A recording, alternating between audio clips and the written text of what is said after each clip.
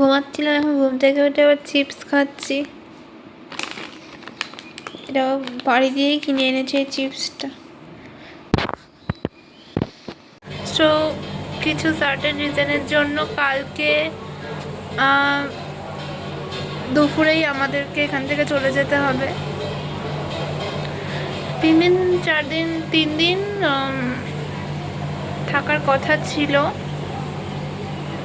Possible হলো না। তো কিছু এমনই জরুরি কারণ পড়ে গেছে যার জন্য যেতেই হবে। তো সবসময় লাক কাজ করে না। চাঁদ বোঝা যাচ্ছে না, আমার ক্যামেরায় উঠবে না এরকমভাবে।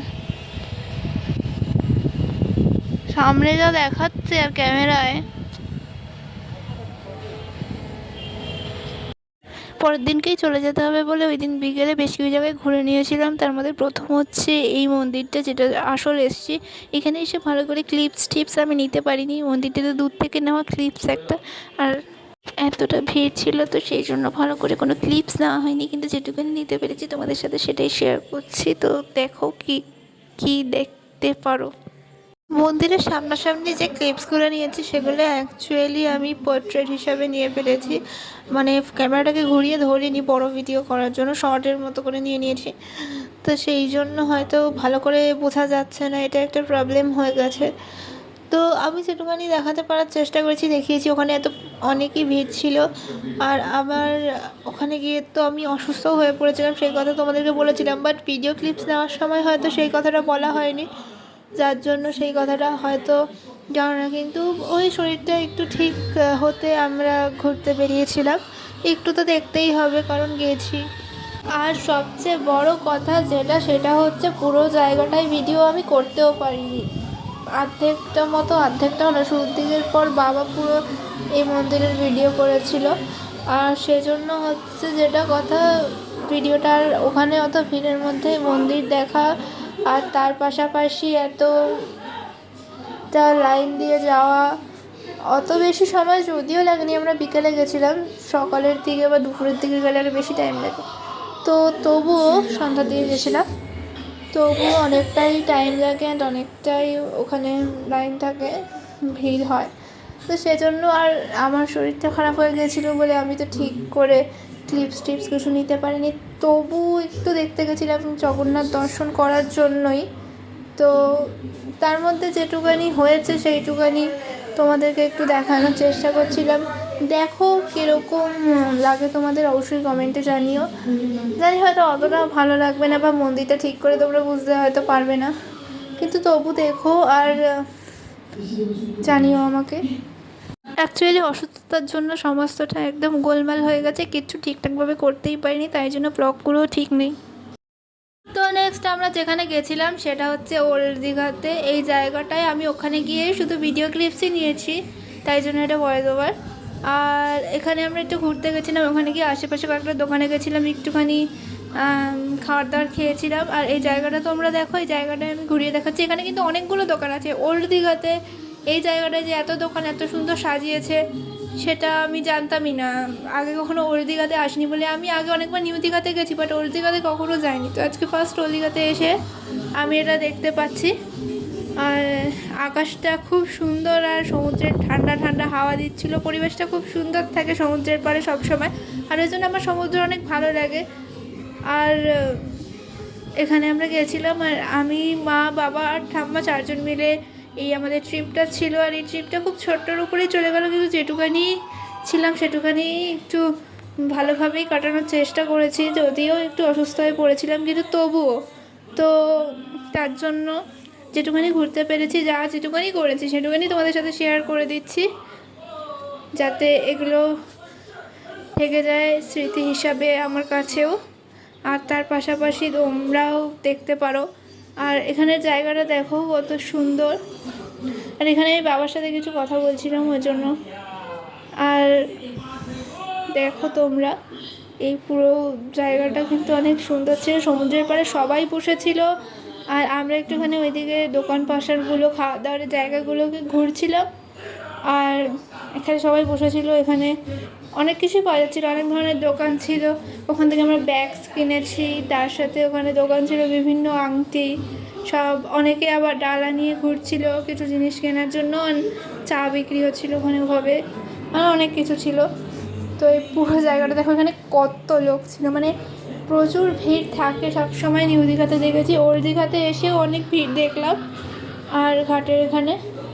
আর এখানে এত তাড়াতাড়ি তো অন্ধকার হয়ে যায় না, এখানে আমরা 6টার পরে গেছি, তারপরেও মোটামুটি এতটাই আলো ছিল। এরকম জায়গা, আর এখানে অনেক জায়গায় বাচ্চাদের খেলানোর জন্য বাচ্চাদের বাইক গাড়ি এগুলো পাওয়া যাচ্ছিলো, যেগুলো বাচ্চারা চলছিলো, এরকমও ছিল এখানে। আমি এখানে সব কিছু দেখলাম, আগে কখনো আসিনি বলে জানতাম না যে ওল্ড দীঘাতে এত কিছু আছে। কিন্তু ওল্ড দীঘা কিন্তু খুব সুন্দর সাজানো গোছানো আছে এখন। যদিও ওল্ড দীঘার সমুদ্রে নামা যায় না, কারণ এত বোল্ডার তার জন্য সমুদ্রে তো নামা যায় না, কিন্তু ওখানে জায়গাটা সত্যি খুব সাজানো, যে তোমরা দেখতেই পাচ্ছ আমার ভিডিওতে। এখানে পুরোটা যতটা আমি দেখাতে পেরেছি দেখিয়ে দিয়েছি। আর এখানে অনেক দোকান পাশার ছিল দেখো। আর দেখো এখানে কত সুন্দর করে ছোটা ভীমের সঙ্গে লেখা ছিল আই লাভ দীঘা, মানে আইটাকে ছোটা ভীম করে দিয়েছিল আর দীঘাটাকে সুন্দর করে লেখা ছিল। এই জায়গাটা কিন্তু খুব ভালো, এই জায়গাটায় দাঁড়িয়ে 2-একটা ছবিও তুলেছি।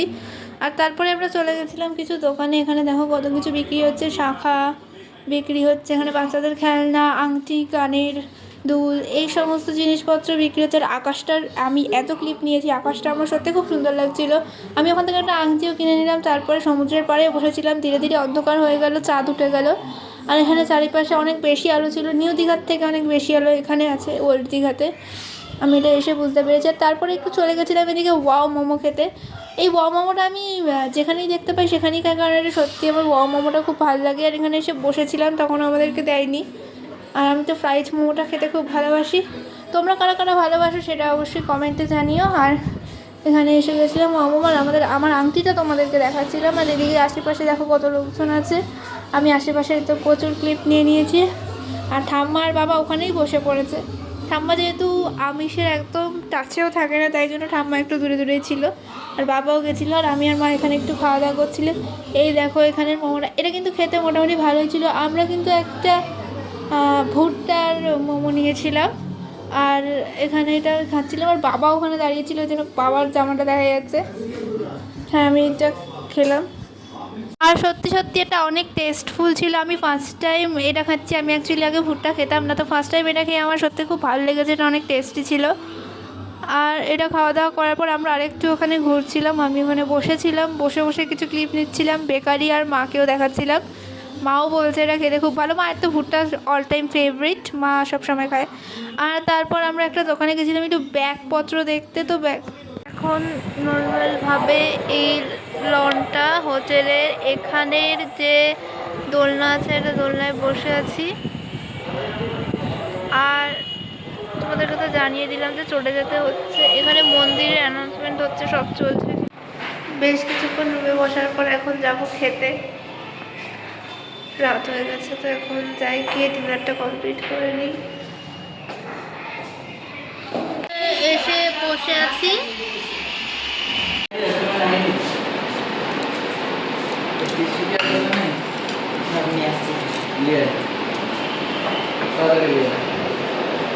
দেখো আমাদের খাবার তো চলে এসছে, গরম গরম ভাত দিয়েছে। এখানে এসে সিম্পল খাবারই খেয়েছি, আর তাছাড়া আমি যেহেতু অসুস্থ হয়ে পড়েছিলাম তাই জন্য তো কিছুই খাবো না, তো সিম্পল অমলেট আলু ভাজাই খেয়েছি।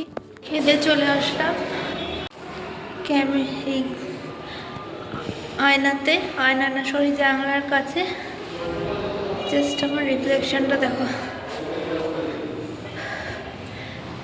আসলে রিয়েলে তো আরও ভালো লাগছে, পুরো এটা আয়না, জাস্ট ওয়াটার রিফ্লেকশন দেখো, হেবি সুন্দর লাগছে। বাট ক্যামেরাটা হেজ হয়ে আছে, যাই হোক। তো যেটা হচ্ছে কথা, কালকে ব্লগ করবো কিনা তার কোনো সিওরিটি নেই, তবে আজকের মতো এখানে গুড নাইট হয়ে যাচ্ছে, ঠিক আছে? আজকের মতো এখানেই গুড নাইট, দেখি নেক্সট ব্লগটা, মানে নেক্সট কালকে করি না কিছু।